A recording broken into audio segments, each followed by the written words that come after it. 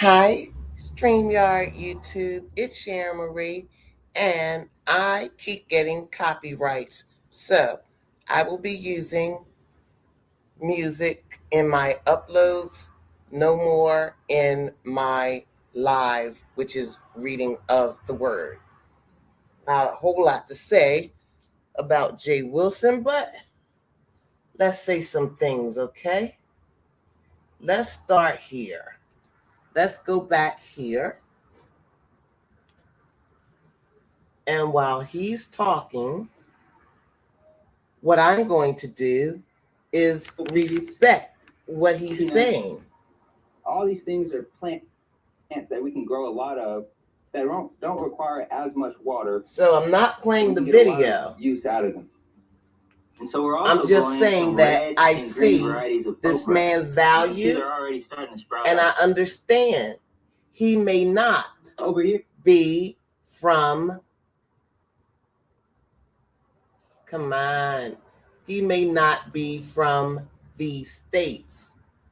This is public school ranking by state, and again by this particular website, and it's for this year. Make sure that I'm showing. Okay, and while let me get the stats, and let's start ranking. So let's listen to what he's talking about. And so we still got to get a lot of these in the ground, and we'll be doing that over the next. Very important information. But are you going to get it? And so another herb that we've been growing. Are you going to get his kind of information from these states? Who can know? So here you go. Anyway, let me give y'all something to listen to.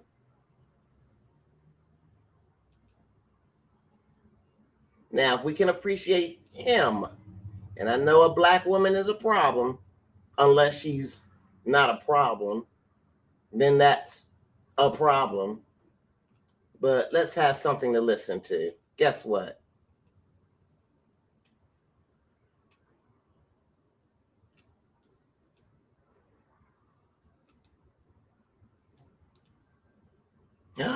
Oh, snap.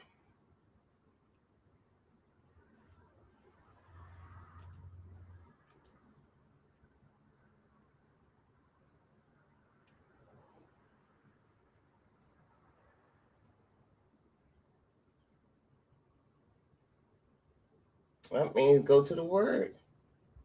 Let me see. Let me see if I can get the YouTube back.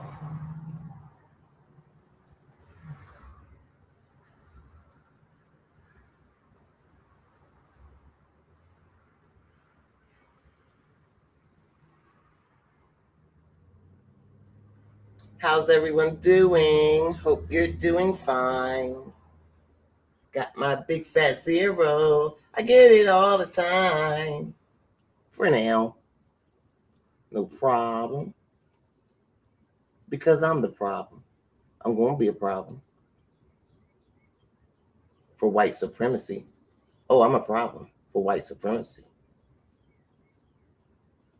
The evil, wicked system and its sellout, yes, massa, boss ass, dumb, silly.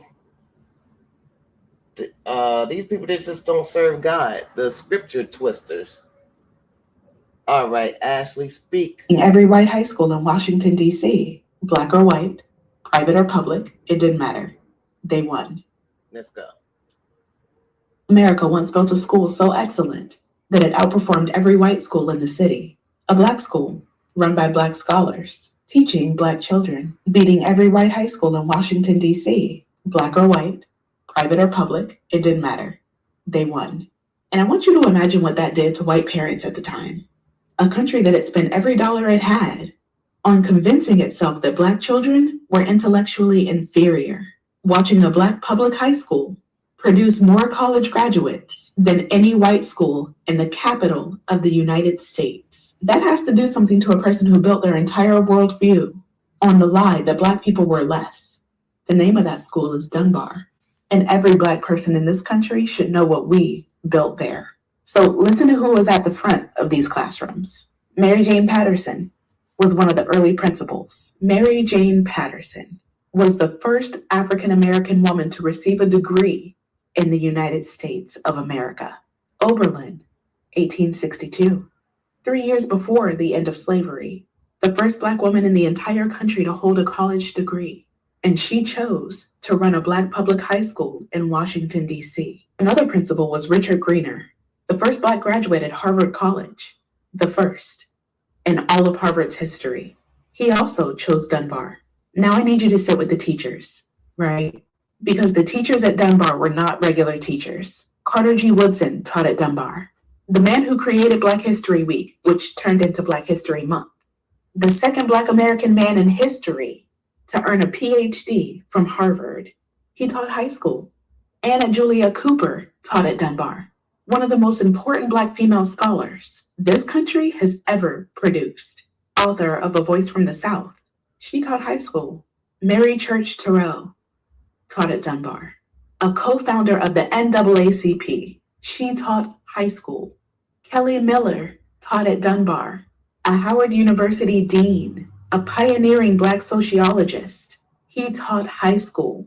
Imagine being 13 years old, walking into a classroom, and the teacher in the front of that room is the most credentialed Black scholar in America in that field. That is what Dunbar was. Now, y'all know I tell the whole truth, and I have to be honest about why Dunbar even had to exist in the first place, and why these scholars were teaching high school. It wasn't because they couldn't have taught anywhere else. It was because nowhere else would have them. These were Black Americans with Ivy League degrees and PhDs with nowhere else to go, because this was a time when no white university would hire them. So this country's most brilliant Black scholars, people who should have been chairs at departments at Harvard, at Yale, at Princeton, came to Dunbar instead and poured everything they had into Black children, the most credentialed Black minds in this country, in one school, teaching our babies. So you want to know what happens when you pour that much brilliance into Black children? Charles Hamilton Houston came out of Dunbar, the architect of the legal strategy that won Brown v. Board of Education, the man Thurgood Marshall called his teacher. Benjamin O. Davis Sr. came out of Dunbar, the first Black general in the U.S. Army. Robert Weaver came out of Dunbar, the first Black member of a presidential cabinet. Edward Brooke came out. Star of the show, the word of Almighty God, our deliverer is come, our deliverer is here. And you know what? It would take someone from the South to say the struggle is the blessing. It is 2026. God has made a way out of the struggle. Somebody's not paying attention, and somebody is too involved in their group association, more so than their association with Almighty God. Jay Wilson is an idiot. We'll get to that later. The men of Judah fight the Canaanites. Joshua died. Then the people of Israel prayed to the Lord. They said, who will be first to go and fight for us against the Canaanite people? The Lord said to them, the tribe of Judah will go. I have given them the power to take this land. The men of Judah asked for help from the men of Simeon, their relatives. The men of Judah said, come and help us fight the Canaanites for our land. If you do, we will go and help you fight for your land. So the men of Simeon went with them. The Lord gave the men of Judah the victory over the Canaanites and the Perizzites. The men of Judah defeated 10,000 men at the city of Bezek. There they found Adoni-Bezek, the ruler of the city, and fought him. The men of Judah defeated the Canaanites and the Perizzites. So Adoni-Bezek ran away. But the men of Judah chased him. When they caught him, they cut off his thumbs and big toes. Then Adoni-Bezek said, I cut off the thumbs and big toes of 70 kings. And those kings had to eat scraps that fell from my table. Now God has paid me back for what I did to them. The men of Judah took Adoni-Bezek to Jerusalem, and he died there. Then the men of Judah fought against Jerusalem and captured it. They used their swords to kill the people of Jerusalem, and they burned the city. Later, they went down to fight against more of the Canaanites. So some of the Canaanites lived in the mountains, others lived in the dry country to the south, and still others lived in the western mountain slopes. Then the men of Judah went to fight against the Canaanites in the city of Hebron. Hebron used to be called Kiriath Arba. The men of Judah defeated the descendants of Sheshai, Ahiman, and Talmai. Caleb and his daughter, Judges chapter 1, verse 11. Then the men of Judah left Hebron. They went to the city of Debir to fight against the people there. Debir used to be called Kiriath Sefer. Before attacking the city, Caleb said, I want a man to attack and capture the city of Kiriath Sefer. I will give him Aksa, my daughter, as a wife. Caleb had a younger brother named Kenaz. Kenaz had a son named Othniel. Othniel captured the city of Kiriath Sefer. So Caleb gave his daughter Aksa to Othniel to be his wife. When Aksa came to Othniel, he told her to ask her father for some land. So she got down from her donkey, and Caleb said, What do you want? Aksa answered Caleb, Do me a favor. You have put me in the dry land of southern Judah. Give me some land with springs of water. So Caleb gave her the upper and lower springs of water. Fights with the Canaanites. Judges chapter 1, verse 16. The Canaanite people left Jericho, the city of palm trees. They went with the men of Judah. The Canaanites went to the desert of Judah to live with the people there. This was in southern Judah, near the city of Arad. The Canaanites were from the family of Moses' father-in-law. Some Canaanite people also lived in the city of Zephath. So the men of Judah and the men of Simeon, their relatives, defeated those Canaanites. They completely destroyed the city. So they called the city Hormah. The men of Judah captured Gaza, Ashkelon, and Ekron, and all the lands around them. The Lord was on the side of the men of Judah. They took the land in the mountains, but they could not force out the people living on the plain. This was because those people had iron chariots. As Moses had promised, Hebron was given to Caleb.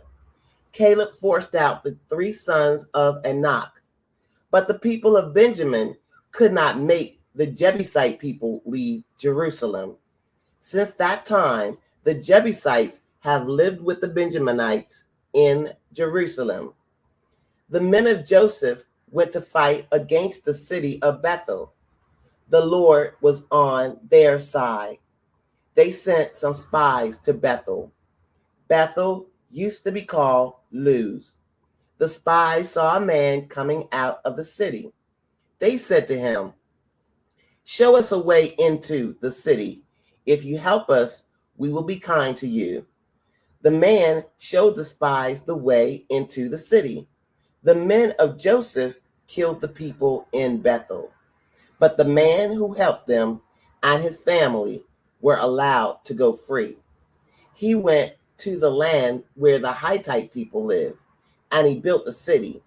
He named the city Luz, and it is called that today. There were Canaanites living in the cities of Beth, Shan, Tanakh, Dor, Iblim, Megiddo, and the small towns around them. The people of Manasseh did not force those people out of their towns. The Canaanites were determined to stay there. Later, the people of Israel grew strong. They forced the Canaanites to work as slaves for them.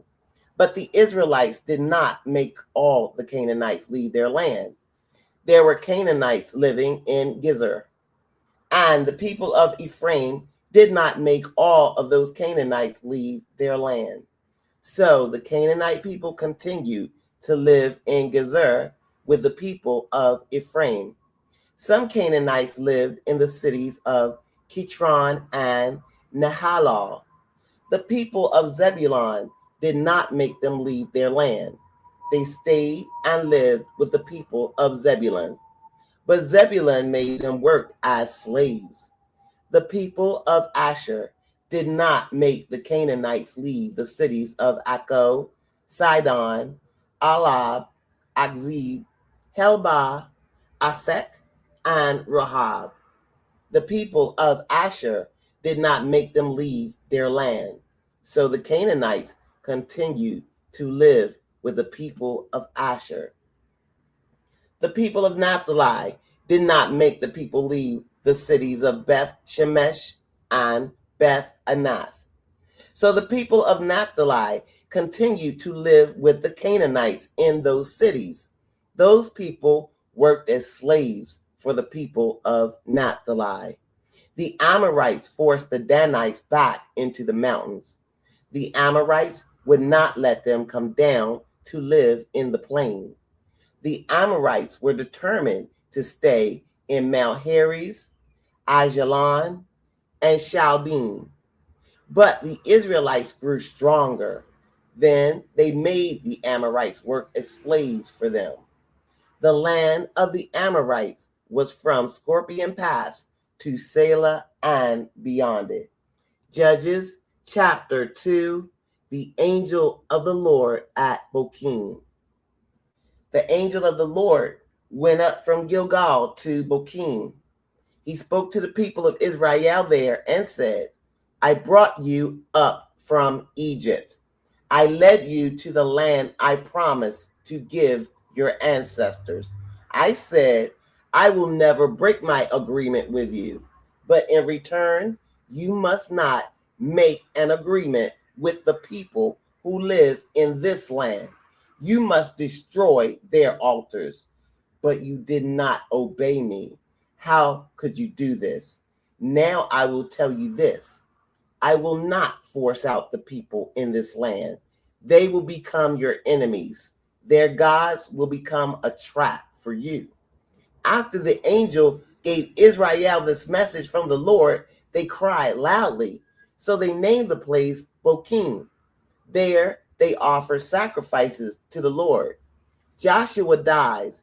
Judges chapter 2, verse 6. Then Joshua told the people they could go home. So each one went to take his own share of the land.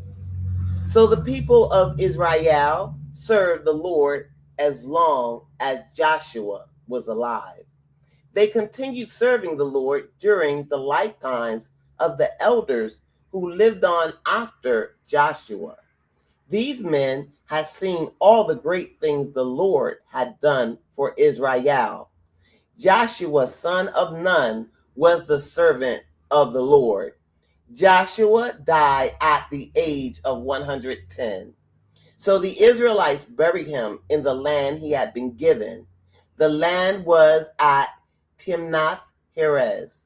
It was in the mountains of Ephraim, north of Gaash. The people disobey.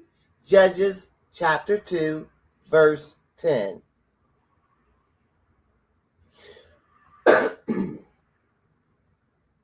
After those people had died, their children grew up. They did not know the Lord or what he had done for Israel. So they did evil and worshiped the Baal idols. They did what the Lord said was wrong.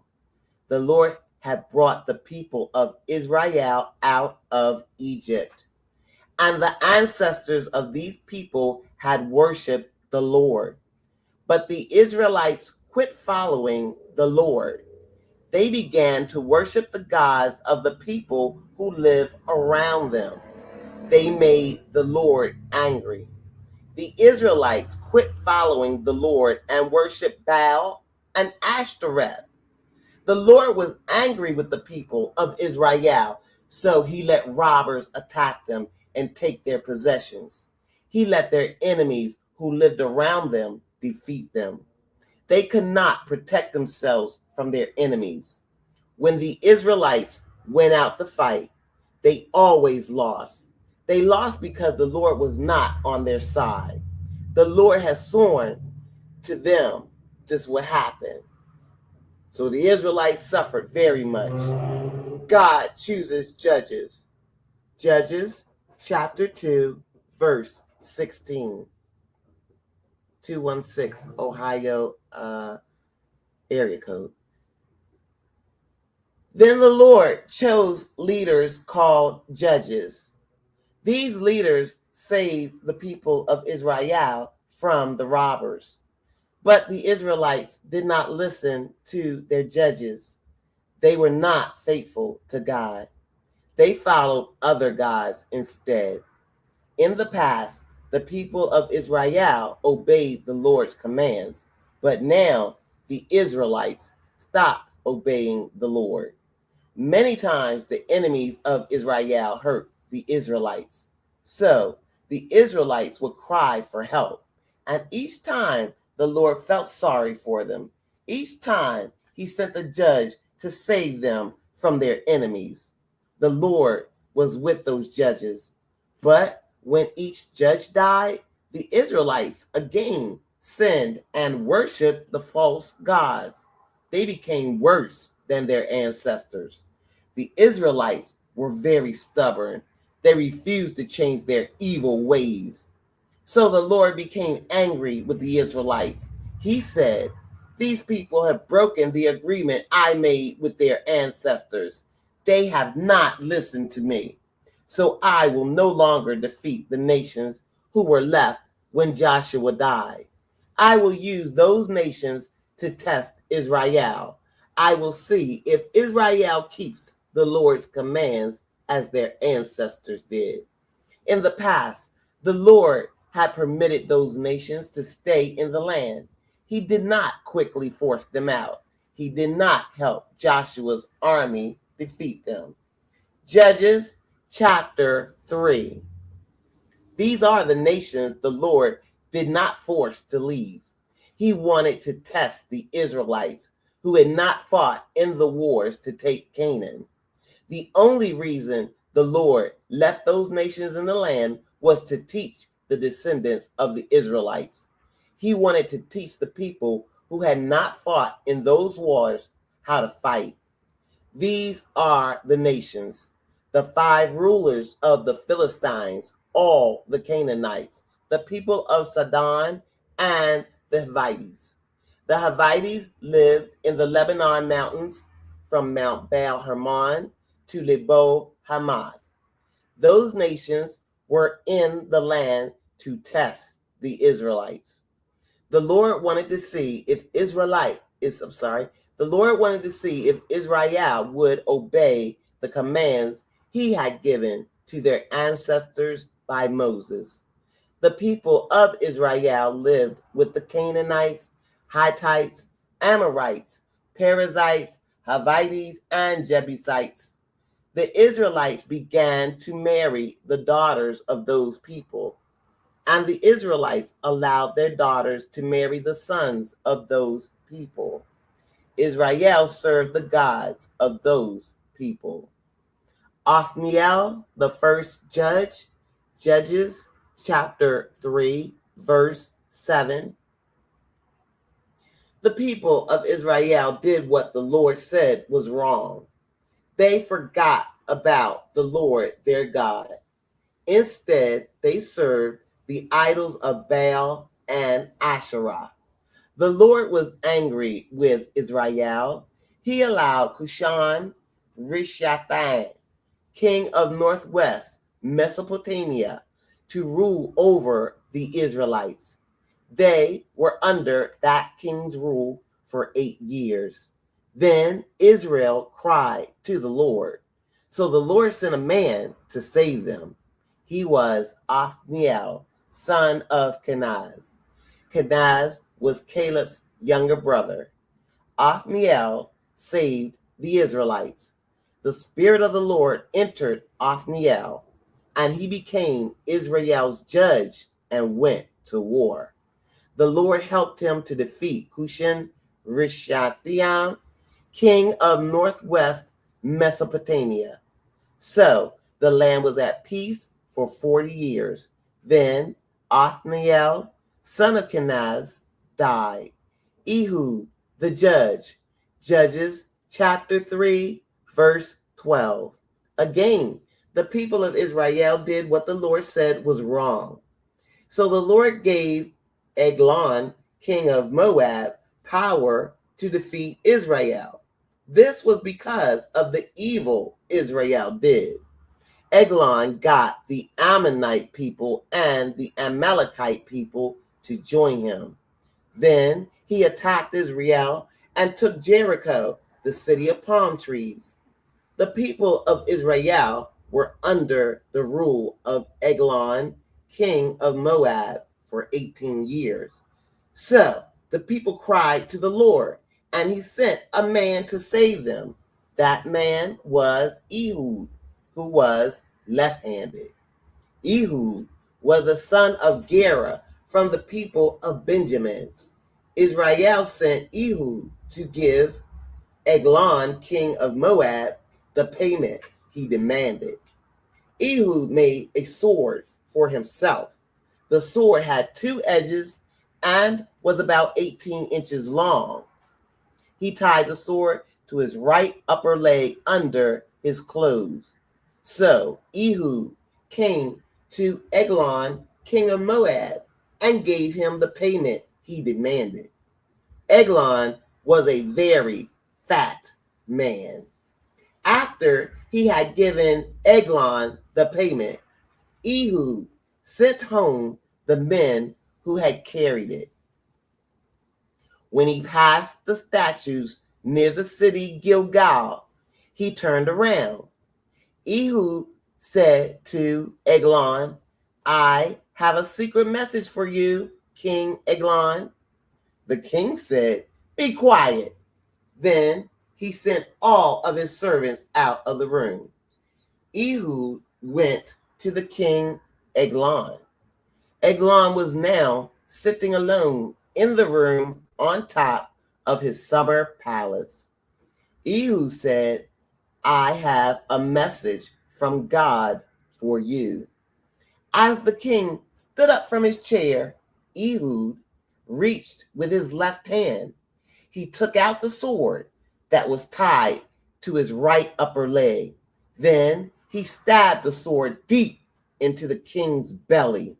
The sword went into Eglon's belly so far that even the handle sank in, and the blade came out his back. The king's fat covered the whole sword. So Ehud left the sword in Eglon. He went out of the room and closed and locked the doors behind him. The servants returned just after Ehud left. They found the doors to the room locked, so they thought the king was relieving himself. They waited for a long time. Finally, they became worried because he still had not opened the doors. So they got the key and unlocked them. When they entered, they saw their king lying dead on the floor. While the servants were waiting, Ehud had escaped. He passed by the statues and went to Serah. When he arrived there, he blew a trumpet in the mountains of Ephraim. The people of Israel heard it and went down from the hills with Ehud leading them. He said to them, "Follow me. The Lord has helped us to defeat our enemies the people of Moab. So Israel followed Ehud.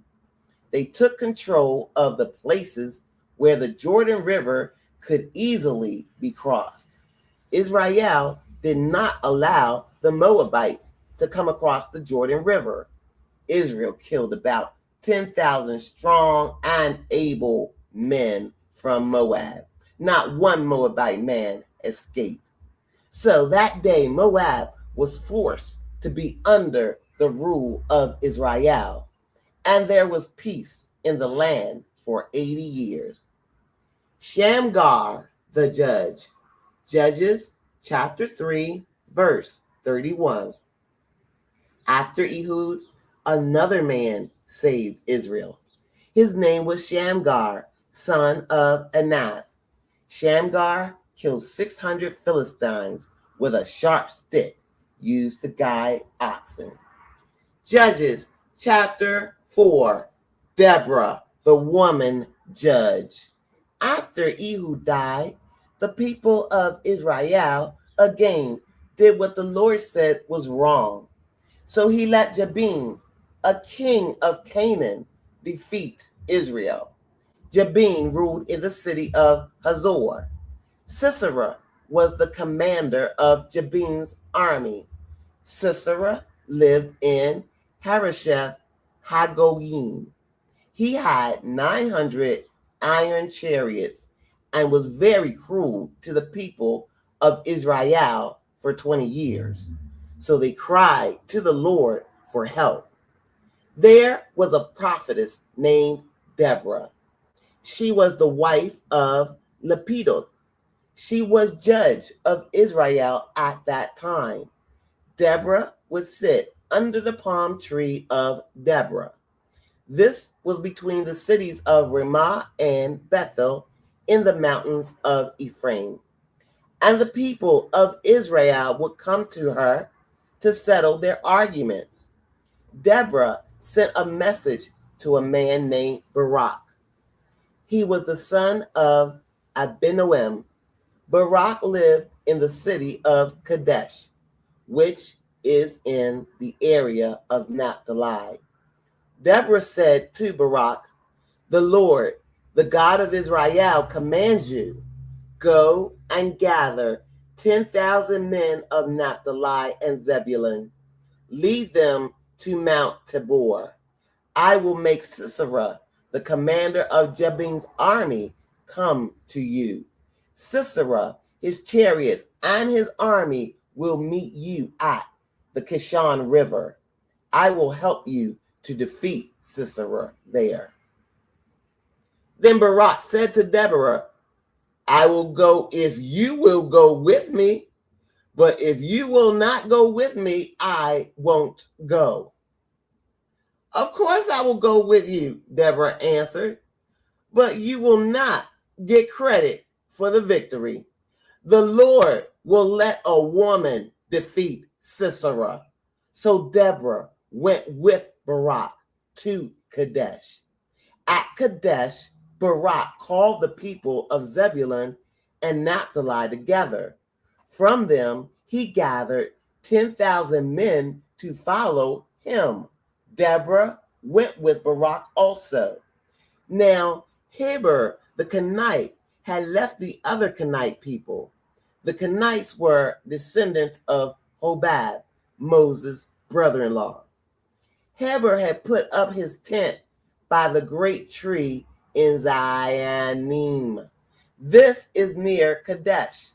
Then Sisera was told that Barak, son of Abinoam, had gone up to Mount Tabor. So Sisera gathered his 900 iron chariots and all the men with him. They went from Harosheth Hagoyim to the Kishon River. Then Deborah said to Barak, "Get up. Today is the day the Lord will help you defeat Sisera. You know the Lord has already cleared the way for you." So Barak led 10,000 men down from Mount Tabor. He and his men attacked Sisera and his men. During the battle, The Lord confused Sisera and his army and chariots. So Barak and his men used their swords to defeat Sisera's army. But Sisera left his chariot and ran away on foot. Barak and his men chased Sisera's chariot and army to Harosheth Hagoyim. They used their swords to kill all of Sisera's men. Not one of them was left alive. But Sisera himself ran away. He came to the tent where Jael lived. She was the wife of Heber, one of the Kenite family groups. Heber's family was at peace with Jabin, king of Hazor. Jael went out to meet Sisera. She said to him, "Come into my tent, master. Come in. Don't be afraid." So Sisera went into Jael's tent, and she covered him with a rug. Sisera said to Jael, "I am thirsty. Please give me some water to drink." So she opened a leather bag in which she kept milk and gave him a drink. Then she covered him up. Then Sisera said to Jael, "Go, stand at the entrance to the tent. If anyone comes and asks you, 'Is anyone here?' say no." But Jael, the wife of Heber, took a tent peg and a hammer. She quietly went to Sisera. Since he was very tired, he was sleeping. She hammered the tent peg through the side of Sisera's head and into the ground. And so Sisera died. Then Barak came by Jael's tent, chasing Sisera. Jael went out to meet him and said, "Come, I will show you the man you are looking for." So Barak entered her tent. There, Sisera lay dead with a tent peg in his head. On that day, God defeated Jabin, king of Canaan, in the sight of Israel. Israel became stronger and stronger against Jabin, king of Canaan. Finally, they destroyed him. Judges chapter 5, the Song of Deborah. On that day, Deborah and Barak, son of Abinoam, sang this song. The leaders led Israel. The people volunteered to go to battle. Praise the Lord. Listen, kings. Pay attention, rulers. I myself will sing to the Lord. I will make music to the Lord, the God of Israel. Lord, in the past, you came from Edom. You marched from the land of Edom, and the earth shook. The skies rained, and the clouds dropped water. The mountains shook before the Lord, the God of Mount Sinai. They shook before the Lord, the God of Israel. In the days of Shamgar, son of Anath, in the days of Jael, the main roads were empty. Travelers went on the back roads. There were no warriors in Israel until I, Deborah, arose. I arose to be a mother to Israel. At that time, they chose to follow new gods. Because of this, enemies fought us at our city gates. No one could find a shield nor a spear among the 40,000 men of Israel. My heart is with the commanders of Israel. They volunteered freely from among the people. Praise the Lord. You who ride on white donkeys and sit on saddle blankets, listen. And you who walk along the road, listen. Listen to the sound of the singers at the watering holes. There they tell about the victories of the Lord. They tell about the victories of the Lord's warriors in Israel. Then the Lord's people went down to the city's gates. Wake up, Deborah. Wake up, sing a song. Get up, Barak. Go capture your enemies, son of Abinoam. Then the men who were left came down to the important leaders. The Lord's people came down to me with strong men. They came from Ephraim in the mountains of Amalek. Benjamin was among the people who followed you. From the family group of Machir in West Manasseh, the commanders came down. And from Zebulun came those men who led with an officer's staff. The princes of Issachar were with Deborah. The people of Issachar were loyal to Barak. They followed him into the valley. The Reubenites thought hard about what they would do. Why did you stay by the sheepfold? Was it to hear the music played for your sheep? The Reubenites thought hard about what they would do. The people of Gilead stayed east of the Jordan River. People of Dan, why did you stay by the ships? The people of Asher stayed at the seashore. They stayed at their safe harbors. But the people of Zebulun risked their lives. So did the people of Naphtali on the battlefield. The kings came and they fought. At that time, the kings of Canaan fought at Tanakh by the waters of Megiddo. But they took away no silver nor possessions of Israel. The stars fought from heaven. From their paths they fought Sisera. The Kishon River swept Sisera's men away, that old river, the Kishon River. March on, my soul, with strength. Then the horses' hooves beat the ground. Galloping, galloping, go Sisera's mighty horses. May the town of Miraz be cursed, said the angel of the Lord. Bitterly curse its people, because they did not come to help the Lord. They did not fight the strong enemy. May Jael, the wife of Heber, the Kenite, be blessed above all women who live in tents. Sisera asked for water, but Jael gave him milk. In a bowl fit for a ruler, she brought him cream. Jael reached out and took the tent peg. Her right hand reached for the workman's hammer, and she hit Sisera. She smashed his head. She crushed and pierced the side of his head. At Jael's feet he sank. He fell, and he lay there.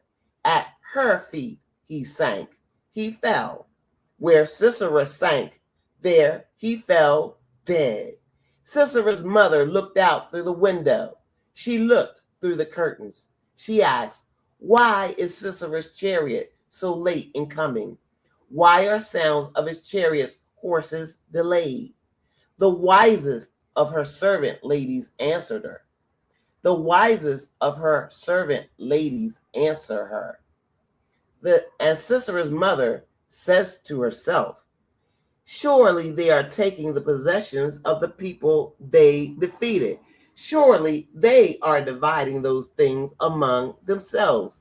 A girl or two is being given to each soldier. Maybe Sisera is taking pieces of dyed cloth. Maybe they are even taking pieces of dyed embroidered cloth for the necks of the victors. Let all your enemies die this way, Lord. But let all the people who love you be powerful like the rising sun.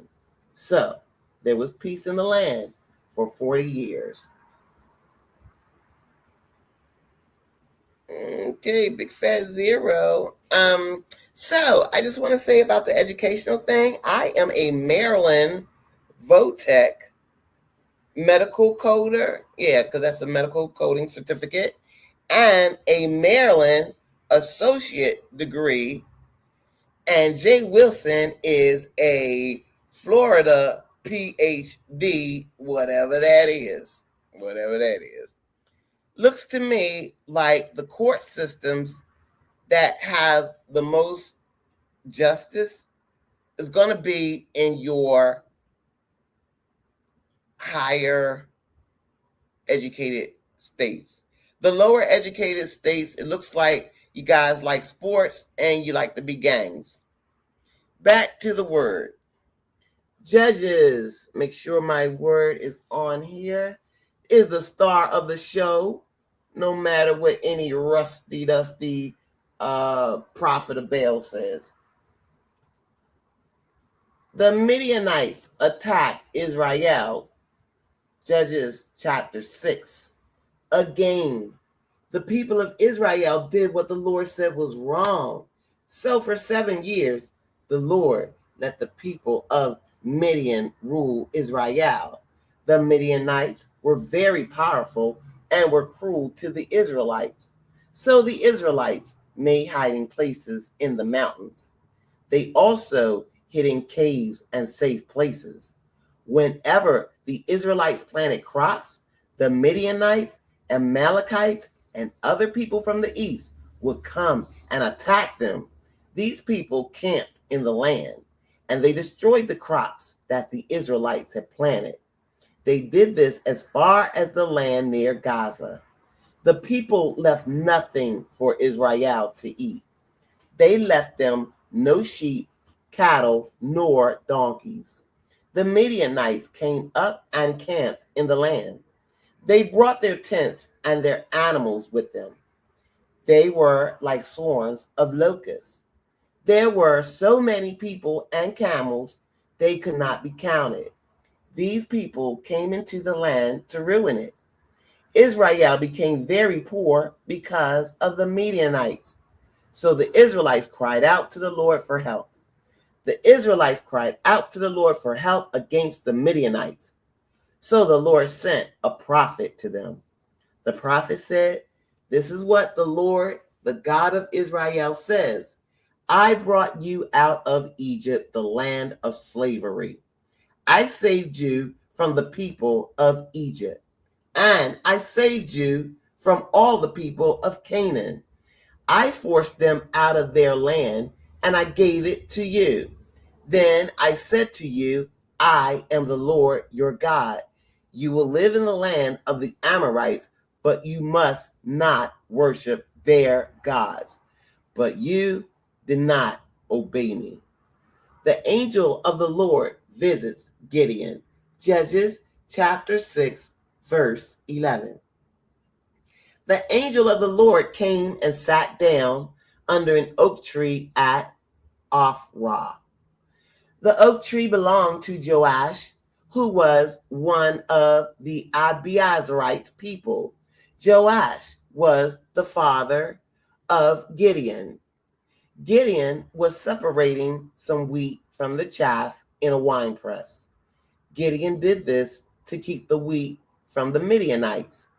The angel of the Lord appeared to Gideon and said, "The Lord is with you, mighty warrior." Then Gideon said, "Pardon me, sir. If the Lord is with us, why are we having so many troubles? Our ancestors told us he did miracles. They told us the Lord brought them out of Egypt. But now he has left us. He has allowed the Midianites to defeat us." The Lord turned to Gideon and said, "You have the strength to save the people of Israel.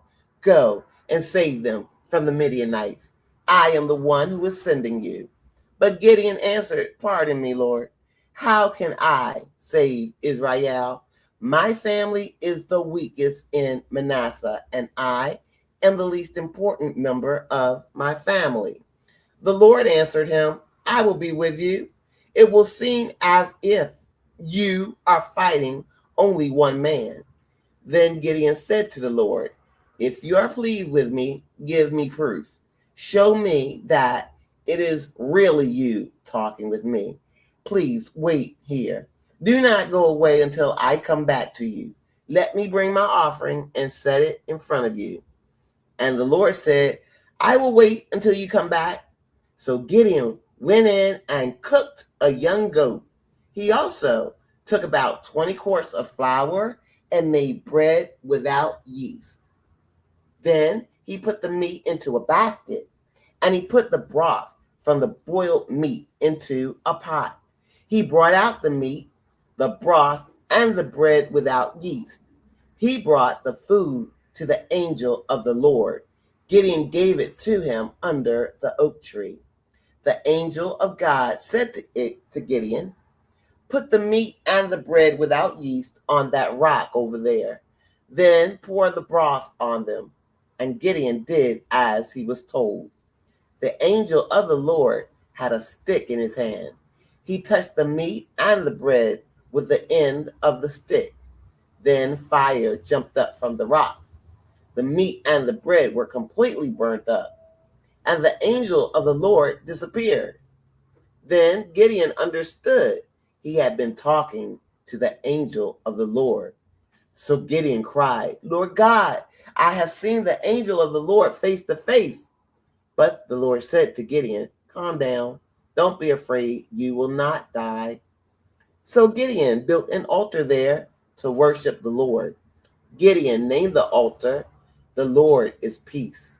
It still stands at Ophrah, where the Abiezrites live. Gideon tears down the altar of Baal. Judges chapter 6, verse 25. That same night the Lord spoke to Gideon. The Lord said, "Take the bull that belongs to your father and a second bull 7 years old. Pull down your father's altar to Baal. Cut down the Asherah idol beside it. Then build an altar to the Lord your God. Build it on this high ground. Lay its stones in the right order. Then kill and burn the bull on this altar. Use the wood from the Asherah idol to burn your offering." So Gideon got 10 of his servants, and he did what the Lord had told him to do. But Gideon was afraid that his family and the men of the city might see him. So he did it at night, not in the daytime. The men of the city got up the next morning. They saw that the altar for Baal had been destroyed, and they saw that the Asherah idol beside it had been cut down. They also saw the altar Gideon had built, and they saw the bull that had been sacrificed on it. The men of the city looked at each other and asked, "Who did this?" They asked many questions and looked for the person who had done those things. Someone told them, "Gideon, son of Joash, did this." So they said to Joash, "Bring your son out. He has pulled down the altar of Baal. He has cut down the Asherah idol beside it. So your son must die." But Joash spoke to the angry crowd around him. He said, "Are you going to take Baal's side? Are you going to defend Baal?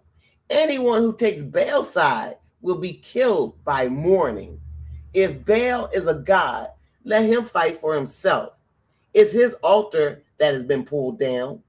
So on that day, Gideon got the name Jerubbaal. The name means "let Baal fight against him." They named him this because Gideon pulled down Baal's altar. Gideon defeats Midian. Judges chapter 6, verse 33. All the Midianites, the Amalekites, and the other peoples from the east joined together. They came across the Jordan River and camped in the valley of Jezreel. But the Spirit of the Lord entered Gideon. Gideon blew a trumpet to call the Abiezrites to follow him. He sent messengers to all of Manasseh. The people of Manasseh were called to follow Gideon. Gideon also sent messengers to the people of Asher, Zebulun, and Naphtali. They also went up to meet Gideon and his men. Then Gideon said to God, "You said you would help me save Israel. I will put some wool on the threshing floor. Let there be dew only on the wool, but let all of the ground be dry. Then I will know what you said is true. I will know that you will use me to save Israel." And that is just what happened. Gideon got up early the next morning and squeezed the wool.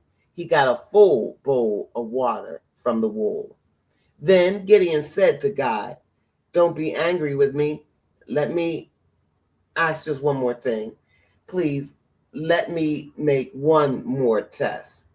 Let the whole wool be dry while the ground around it gets wet with dew." That night, God did that very thing. Just the wool was dry, but the ground around it was wet with dew. Judges chapter 7. Early in the morning, Jerubbaal and all his men set up their camp at the spring of Harod. Jerubbaal is also called Gideon. The Midianites were camped north of them. The Midianites were camped in the valley at the bottom of the hill called Moreh. Then the Lord said to Gideon, "You have too many men to defeat the Midianites. I don't want the Israelites to brag that they saved themselves. So now announce to the people, anyone who is afraid may leave Mount Gilead. He may go back home." And 22,000 men went back home, but 10,000 remained. Then the Lord said to Gideon, "There are still too many men. Take the men down to the water, and I will give a test for you there." There are still too many men. Take the men down to the water, and I will test them for you there. If I say, "This man will go with you," he will go. But if I say, "That one will not go with you," he will not go. So Gideon led the men down to the water. There the Lord said to him, "Separate them. Those who drink water by lapping it up like a dog will be in one group. Those who bend down to drink will be in the other group." There were 300 men who used their hands to bring water to their mouths. They lapped it as a dog does. All the rest got down on their knees to drink. Then the Lord said to Gideon, "I will save you using the 300 men who lap the water, and I will allow you to defeat Midian. Let all the other men go to their homes." So Gideon sent the rest of Israel to their homes, but he kept 300 men. He took the jars and the trumpets of those who went home. Now the camp of Midian was in the valley below Gideon. That night the Lord spoke to Gideon. He said, "Get up, go down and attack the camp of the Midianites. I will allow you to defeat them. But if you are afraid to go down, take your servant Purah with you. When you come to the camp of Midian, you will hear what they are saying. Then you will not be afraid to attack the camp." Gideon is encouraged. Judges chapter 7, picking up from verse 11. So Gideon and his servant Purah went down to the edge of the enemy camp. The Midianites, the Amalekites, and all the peoples from the east were camped in that valley. There were so many of them, they seemed like locusts. They had so many camels, no one could count them. There were as many as there are grains of sand on the seashore. When Gideon came to the enemy camp, he heard a man talking. That man was telling his friend about a dream. He was saying, "Listen, I dreamed that a loaf of barley bread rolled into the camp of Midian. It hit the tent so hard that the tent turned over and fell flat." The man's friend said, "Your dream is about the sword of Gideon, son of Joash, a man of Israel. God will let Gideon defeat Midian and the whole army." When Gideon heard about the dream and what it meant, he worshiped God. Then Gideon went back to the camp of Israel. He called out to them, "Get up! The Lord had defeated the army of Midian for you." Then Gideon divided the 300 men into 3 groups. He gave each man a trumpet and an empty jar.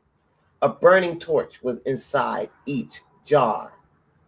Gideon told the men, "Watch me and do what I do. When I get to the edge of the camp, do what I do. Surround the enemy camp. I and everyone with me will blow our trumpets. When we blow our trumpets, you blow your trumpets too. Then shout, 'For the Lord and for Gideon.'" Midian is defeated. Judges chapter 7, verse 19. So Gideon and the 100 men with him came to the edge of the enemy camp. They came just after the enemy had changed guards. It was during the middle watch of the night. Then Gideon and his men blew their trumpets and smashed their jars. All three groups of Gideon's men blew their trumpets and smashed their jars. They held the torches in their left hands and the trumpets in their right hands. Then they shouted, "A sword for the Lord and for Gideon." Each of Gideon's men stayed in his place around the camp. But inside the camp, the men of Midian began shouting and running away. When Gideon's 300 men blew their trumpets, the Lord caused all the men of Midian to fight each other with their swords. The enemy armed the city of Beth Shittah. It is toward Zererah. They ran as far as the border of the city of Abel Mehalah. It is near the city of Tabath. Then men of Israel from Naphtali, Asher, and all of Manasseh were called out to chase the Midianites. Gideon sent messengers through all the mountains of Ephraim. They said, "Come down and attack the Midianites. Take control of the Jordan River as far as Beth Barah. Do this before the Midianites can get to the river and cross it." So they called out all the men of Ephraim. They took control of the Jordan River as far as Beth Barah. The men of Ephraim captured 2 princes of Midian named Oreb and Zeeb. The men of Ephraim killed Oreb at the rock of Oreb. They killed Zeeb at the winepress of Zeeb. And they continued chasing the Midianites. They cut off the heads of Oreb and Zeeb and took them to Gideon. He was now east of the Jordan River. Judges chapter 8. The men of Ephraim asked Gideon, "Why did you treat us this way? Why didn't you call us when you went to fight against Midian?" They were very angry at Gideon, but he answered them, "I have not done as well as you. The small part you did was better than all that my people of Abiezer did. God allowed you to capture Oreb and Zeeb, the princes of Midian. How can I compare what I did with what you did?" When the men of Ephraim heard Gideon's answer, they were not as angry anymore. Gideon captures 2 kings. Judges chapter 8, verse 4. Then Gideon and his 300 men came to the Jordan River. They were tired, but they chased the enemy across the other side. Gideon said to the men of Succoth, "Please give my soldiers some bread. They are very tired. I am chasing Zebah and Zalmunna, the kings of Midian." But the leaders of Succoth said, "Why should we give your soldiers bread? You haven't caught Zebah and Zalmunna yet." Then Gideon said, "The Lord will help me capture Zebah and Zalmunna. After that, I will whip your skin with thorns and briars from the desert." Gideon left Succoth and went to the city of Peniel. He asked the men there for food. It was just as he had asked the men of Succoth. And the men of Peniel gave him the same answer as the men of Succoth. So Gideon said to the men of Peniel, after I win the victory, I will come back here and I will pull down this tower. Zebah and Zalmunna and their army were in the city of Karkor. Their army had about 15,000 men. They were all who were left of the army of the peoples of the east. Already 120,000 soldiers of that army had been killed. Gideon used the road of those who lived in tents. This road is east of Nobah and Jogbehah. Gideon attacked the enemy army when they did not expect it. Zebah and Zalmunna, the kings of Midian, ran away, but Gideon chased and captured them. Gideon and his men defeated the enemy army. Then Gideon, son of Joash, returned from the battle. He and his men returned by the pass of Heres. Gideon captured a young man from Succoth and asked him some questions. The young man wrote down for Gideon the names of 77 men. They were the officers and elders of Succoth. Gideon punishes Succoth. Judges chapter 8, verse 15. Then Gideon came to Succoth. He said to the men of that city, here are Zebah and Zalmunna. You made fun of me by saying, why should we give bread to your tired men? You have not caught Zebah and Zalmunna yet. So Gideon took the elders of the city. He punished them with thorns and briars from the desert. He also pulled down the tower of Peniel. Then he killed the men in that city. Gideon spoke to Zebah and Zalmunna. He said, you killed some men on Mount Tabor. What were those men like? Zebah and Zalmunna answered, they were like you. Each one of them seemed like a prince. Gideon said, those were my brothers, my mother's sons. As surely as the Lord lives, I would not kill you if you had spared them. Then Gideon turned to Jether, his oldest son. Gideon said to him, kill them. But Jether was only a boy and was afraid, so he did not take out his sword. Then Zebah and Zalmunna said to Gideon, come on, kill us yourself. As the saying goes, it takes a man to do a man's job. So Gideon got up and killed Zebah and Zalmunna.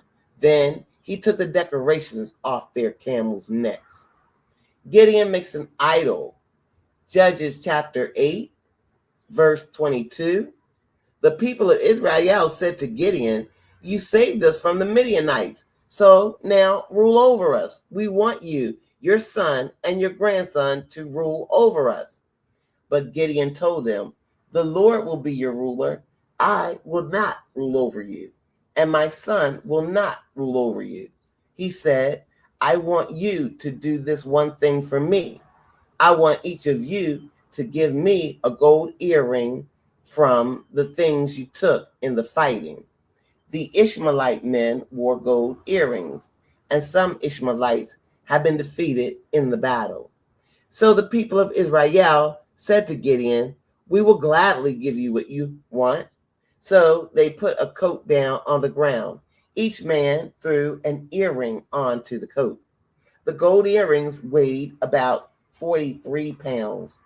This did not count the weight of the other gifts the people gave to Gideon. They gave him decorations, necklaces, and purple robes. These were things that the kings of Midian had worn. The people also gave him chains from the camels of the kings of Midian.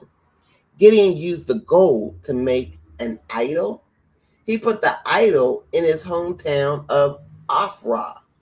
All the people of Israel were unfaithful to God and worshiped the idol. It became a trap that caused Gideon and his family to sin. The death of Gideon, Judges chapter 8, verse 28. So Midian was forced to be under the rule of Israel. Midian did not cause trouble anymore, and the land had peace for 40 years as long as Gideon was alive. Gideon, son of Joash, went to his home to live. He had 70 sons of his own. He had many sons because he had many wives. Gideon had a slave woman who lived in Shechem. He also had a son by her. He named that son Abimelech. So Gideon, son of Joash, died at a good old age. He was buried in the tomb of Joash, his father. That tomb is in Ophrah, where the Abizarites live. As soon as Gideon died, the people of Israel were again unfaithful to God. They followed the Baal gods. They made Baal of the agreement their God. The Israelites did not remember the Lord their God. He had saved them from all their enemies who were living all around them. And Jerubbaal, also called Gideon, had done many good things for Israel. But Israel was not kind to the family of Gideon for these things. Judges chapter 9, Abimelech becomes king. Abimelech, son of Jerubbaal, also called Gideon, went to his uncles. They lived in the city of Shechem. He said to his uncles and all of his mother's family group, ask the leaders of Shechem this question. Is it better for you to be ruled by the 70 sons of Jerubbaal or to be ruled by only one man? Remember, I am your relative. Abimelech's uncle spoke to all the leaders of Shechem. They asked them that question. All the leaders decided to follow Abimelech. They said, he is our brother. So the leaders of Shechem gave Abimelech about 1 3/4 pounds of silver. The silver was from the temple of the god Baal of the agreement. Abimelech used the silver to hire some worthless, reckless men. They followed Abimelech wherever he went. Abimelech went to Ophrah, the hometown of his father. There, Abimelech murdered his 70 brothers. They were the sons of Abimelech's father, Gideon. He killed them all on one stone. But Gideon's youngest son, Jotham, hid from Abimelech and escaped. Then all of the leaders of Shechem and Beth Milo came together. They gathered beside the great tree at the stone pillar in Shechem. There they made Abimelech their king. Jotham's story, Judges chapter 9, verse 7.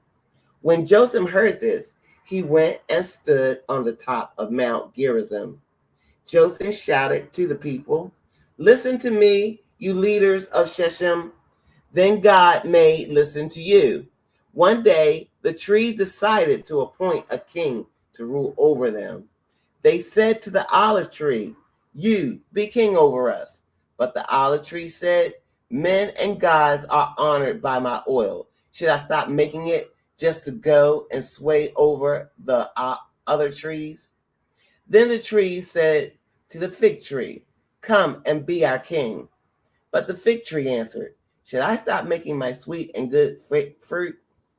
Should I stop just to go and sway over the other trees? Then the tree said to the vine, come and be our king. But the vine answered, my wine makes men and gods happy. Should I stop making it just to go and sway over the trees? Then all the trees said to the thorn bush, come and be our king. But the thorn bush said to the trees, if you really want to appoint me king over you, come and find shelter in my shade. But if you do not want to do this, let fire come out of the thorn bush. let the fire burn up the cedars of Lebanon. Now, were you completely honest and sincere when you made Abimelech king? Have you been fair to Gideon and his family? Have you treated Gideon as you should? Remember, my father fought for you. He risked his life to save you from the power of the Midianites. But now you have turned against my father's family. You have killed my father's 70 sons on one stone. You have made Abimelech king over the people of Shechem. He is the son of my father's slave girl. You have made Abimelech king just because he is your relative. So then, if you have been honest and sincere to Gideon and his family today, be happy with Abimelech as your king, and may he be happy with you. But if you have not acted right, may fire come out of Abimelech. May that fire completely burn your leaders of Shechem and Beth Millo. Also, may fire come out of the leaders of Shechem and burn up Abimelech. Then Jotham ran away. He escaped to the city of Beer. He lived there because he was afraid of his brother Abimelech. Abimelech fights against Shechem. Judges chapter 9, verse 22. Abimelech ruled Israel for 3 years. Then God sent an evil spirit to make trouble between Abimelech and the leaders of Shechem. So the leaders of Shechem turned against him, and Abimelech had killed Gideon's 70 sons. They were Abimelech's own brothers, and the leaders of Shechem had helped him kill them. So God sent the evil spirit to punish them. The leaders of Shechem were against Abimelech then. They put men on the hilltops. These men attacked and robbed everyone who went by. Abimelech was told about these attacks. A man named Gaal and his brothers moved into Shechem. He was the son of Ebed. The leaders of Shechem decided to trust and follow Gaal. The people of Shechem went out to the vineyards to pick grapes. They walked on the grapes to make wine. Then they had a feast in the temple of their God. The people ate and drank and cursed Abimelech. Then Gaal, son of Ebed, said, "We are the men of Shechem. Why should we obey Abimelech? Who does he think he is? Isn't Abimelech one of Gideon's sons? Didn't Abimelech make Zebul his officer? We should not obey Abimelech. We should obey the men of Hamor, Shechem's father. Why should we obey Abimelech? If you made me commander of these people, I would get rid of Abimelech. I would say to him, 'Get your army ready and come out to battle.'" Now Zebul was the ruler of Shechem. He heard what Gaal, son of Ebed, said, and Zebul became very angry. He sent messengers to Abimelech in the city of Arumah. The message said, "Gaal, son of Ebed, and Gaal's brothers have come to Shechem. Gaal is turning the city against you. So now you and your men should get up in the night, then go lie in the fields outside the city. When the sun comes up in the morning, attack the city. Gaal and his men will come out to fight you. Then do what you can to them." So Abimelech and all his soldiers got up during the night. They went near Shechem and separated into 4 groups. There they hid. Gaal, son of Ebed, went out and was standing at the entrance to the city gate. As he was standing there, Abimelech and his soldiers came out of their hiding places. When Gaal saw the soldiers, he said to Zebul, "Look, there are people coming down from the mountains." But Zebul said, "You are seeing the shadows of the mountains. The shadows just look like people." But again, Gaal said, "Look, there are people coming down from the center of the land, and there is a group coming from the fortune teller's tree. Zebul said to Gaal, where is your bragging now? You said, who is Abimelech? Why should we obey him? You made fun of these men. Now go out and fight them. So Gaal led the men of Shechem out to fight Abimelech. Abimelech and his men chased them. Many of Gaal's men were killed before they could get back to the city gate. Then Abimelech stayed at Arumah. Zebul forced Gaal and his brothers to leave Shechem. The next day, the people of Shechem went out to the fields. Abimelech was told about it. So he separated his men into 3 groups, and he hid them in the fields. When he saw the people coming out of the city, he jumped up and attacked them. Abimelech and his group ran to the entrance gate to the city. The other 2 groups ran out to the people in the fields and killed them. Abimelech and his men fought the city of Shechem all day. They captured it and killed its people. Then Abimelech tore down the city, and he threw salt over the ruins so nothing would ever grow there. The Tower of Shechem, Judges chapter 9, verse 46. The people who lived at the nearby Tower of Shechem heard what had happened to Shechem. So the leaders gathered in the safest room of the temple of the god Baal of the agreement. Abimelech heard that all the leaders of the Tower of Shechem had gathered there. So he and all his men went up to Mount Zalmon near Shechem. Abimelech took an axe and cut some branches. Then he put them on his shoulders. He said to all his men with him, hurry, do what I have done. So all those men cut branches and followed Abimelech. They piled the branches against the safest room of the temple. Then they set them on fire and burned the people in the room. So all the people who lived at the Tower of Shechem also died. There were about 1,000 men and women. Abimelech's death. Judges chapter 9, verse 50. Then Abimelech went to the city of Thebez. He surrounded the city, attacked it, and captured it. But inside the city was a strong tower. All the men and women of that city ran to that tower. When they got inside, they locked the door behind them. Then they climbed up to the roof of the tower.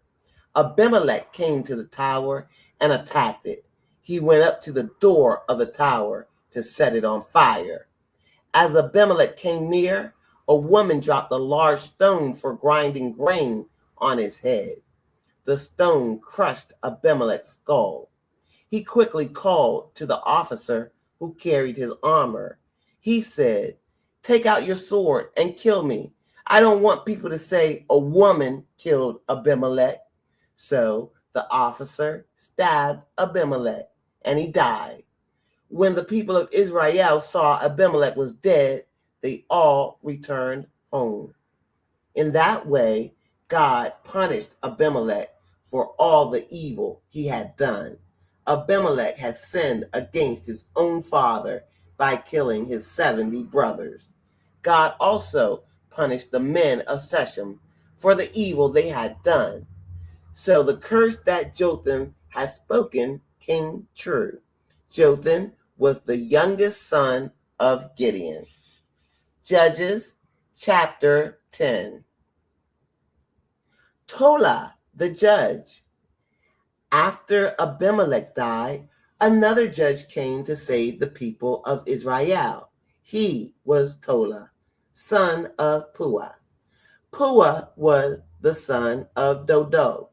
Tola was from the people of Issachar.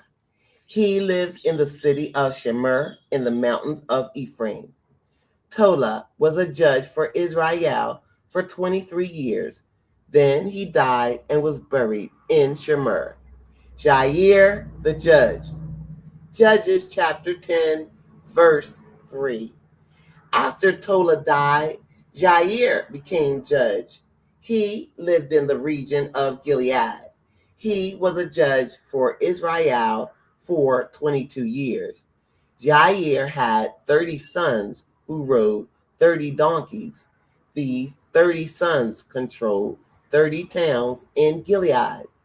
These towns are called the towns of Jair to this day. Jair died and was buried in the city of Kaman. The Ammonites troubled Israel. Judges chapter 10, verse 6. Again, the Israelites did what the Lord said was wrong. They worshiped the Baal and Ashtaroth idols. They also worshiped the gods of the people of Aram, Sidon, Moab, and Ammon. And they worshiped the gods of the Philistines. The Israelites left the Lord and stopped serving him. So the Lord became angry with them. He allowed the Philistines and the Ammonites to defeat them. In that same year, those people destroyed the Israelites who lived east of the Jordan River. This is in the region of Gilead, where the Amorites lived. The Israelites suffered for 18 years. The Ammonites then crossed the Jordan River to fight the people of Judah, Benjamin, and Ephraim. The Ammonites caused much trouble to the people of Israel. So the Israelites cried out to the Lord, "We have sinned against you. We left our God and worshiped the Baal idols." The Lord answered the Israelites, "You cried to me when the Egyptians, the Amorites, the Ammonites, and the Philistines hurt you. I saved you from these people. You cried to me when the Sidonians, Amalekites, and Moabites hurt you. I also saved you from those people. But you have left me. You have worshiped other gods, so I refuse to save you again. You have chosen those gods, so go call to them for help. Let them save you when you are in trouble." But the people of Israel said to the Lord, "We have sinned. Do to us whatever you want, but please save us today." Then the Israelites threw away the foreign gods among them, and they worshiped the Lord again. So he felt sorry for them when he saw their suffering. The Ammonite people gathered for war and camped in Gilead. The Israelites gathered and camped at Mizpah. The leaders of the people of Gilead said, "Who will lead us to attack the people of Ammon? He will become the head of all those who live in Gilead." I will be back later today to finish the rest of Judges. You guys, see you later. Have a good one. Praise God. Thank him for the reading of the word. I get lifted, yeah. I get lifted, what? I get lifted, yeah. I get lifted, what?